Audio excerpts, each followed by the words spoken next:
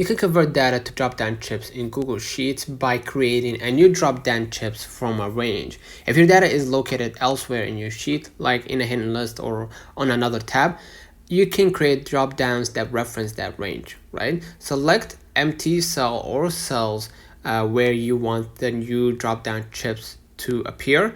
Go to the top menu and click Data and select Data Validation and hit Add Rule.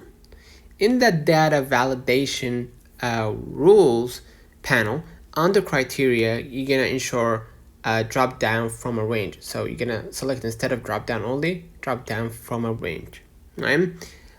Click the grid icon next to the range input box, right?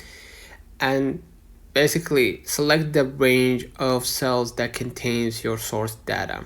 Like you can type sheet A1, A10 and click OK, or you can just select a different place using your mouse and hit OK. Right? So basically that's it. Let me know in the comments if this video helped you. Don't forget to like and subscribe. See you in the next one.